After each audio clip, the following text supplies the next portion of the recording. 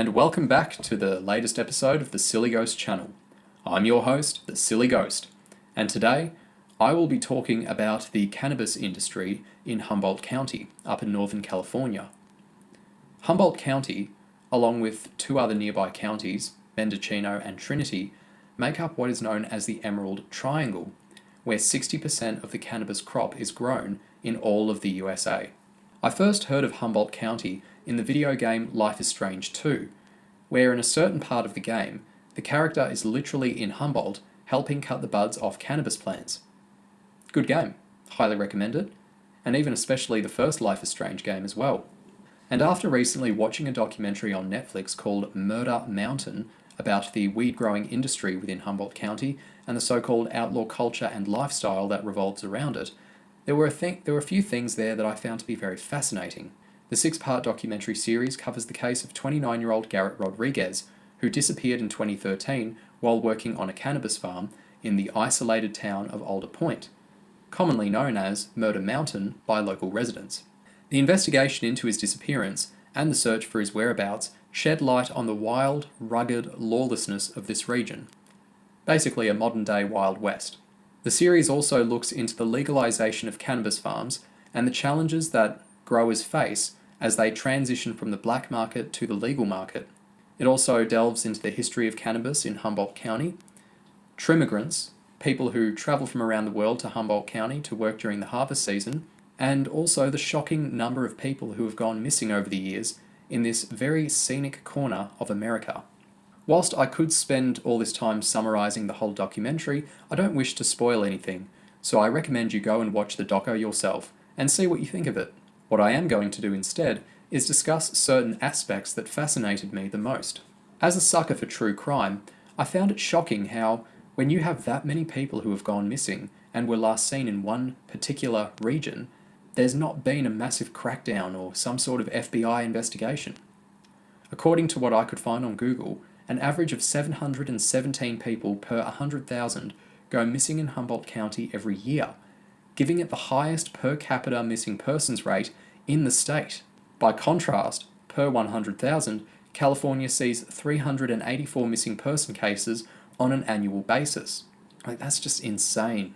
In the documentary, the local sheriff and deputies say that it's often got something to do with the cannabis industry, and, holding back on spoilers, that can be somewhat attested to.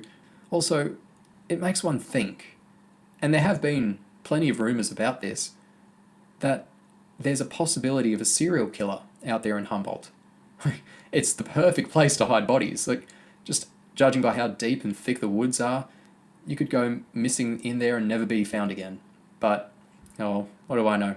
There was actually a case back in the early 80s where a husband and wife, whose names were Michael and Susan Carson, who after murdering a young woman in San Francisco, fled up north, found themselves in Alder Point, where they lived and worked on a cannabis farm, and then they murdered some poor bugger up there. And I think they were eventually caught. Don't know if they're still alive today, but still an interesting case. So yes, there was a serial killing couple up there at one point, but in terms of a serial killer actually being there to this day, where heaps of people, I assume, still have gone missing, it's crazy. I definitely wouldn't want to be alone out in the woods out there after hearing how many people go missing. Let's touch on the history of weed in Humboldt, or cannabis. Weed, cannabis, same thing. Going back to the 1960s and 70s, after the Vietnam War and the advent of the Cultural and Sexual Revolution, a group of hippies settled in Humboldt as part of the Back to the Land movement, where they set up a community that revolved around a lifestyle that was self-sufficient and subsistent, free from the materialism and superficiality of capitalist America. Because of the ideal climate of Humboldt, it was the perfect place where they could grow cannabis and use it for themselves. Soon after, some of the growers brought back seeds of cannabis from South Asia and bred hybrids with the sativa plants from Mexico. They learned the practice of sinsemilla, in which female cannabis plants are isolated from the pollen of their male counterparts, which causes the females to produce higher levels of THC. This eventually led to Humboldt being the prime location where one can source out the best quality cannabis, still to this day. In the years that followed, the Back to the Land movement, which began as a protest against American materialism, was increasingly subsidized in Humboldt by profits from cannabis. In the 1980s, as the war on drugs escalated, the growers responded by developing techniques to cultivate cannabis indoors or beneath trees. Their children, many of whom grew up poor, were less inclined to pursue voluntary simplicity for idealistic reasons. The cannabis industry represented the best living they could make in the place where they grew up, and a fairly lucrative one, especially after California legalized marijuana for medical use in 1996. For those from the older generation who had believed that dropping out required serious economic sacrifice, the crop was the original sin of Humboldt's Eden, so to speak. As a result of cannabis legalization in California since January 2018, growers, who once grew cannabis however way they could and had to develop methods to avoid getting caught by law enforcement, they now have to apply a different set of skills when it comes to regulation. Regulation demands a different set of skills. Instead of burning records, farmers must now practice accounting. Instead of loading their crop into duffel bags and sending it out of state, they have to learn branding and marketing. Legalization brings with it the costs of taxes, permits, compliance, and new competitors. It has also occasioned a rapid drop in price.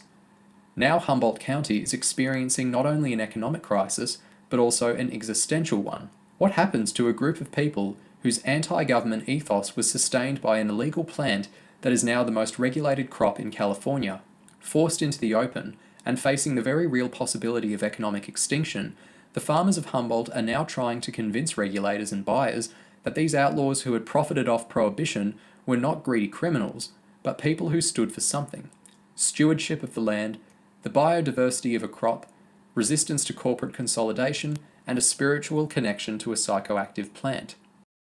One of the things that was touched on was that because of regulation, it's made it harder for farmers to run and grow cannabis. Therefore, it's cheaper to go onto the black market rather than go legal and legit, which I find fascinating because you would think that legalization would solve the problem. But unfortunately, because I guess the government wants to make a profit off of it, they're hitting the average farmer with all these fees. Therefore, they decide to go back onto the black market where it's cheaper but illegal, and therefore the whole war on drugs cycle continues. I also see it as, just like the prohibition with alcohol, it's something that cannabis is kind of still going through.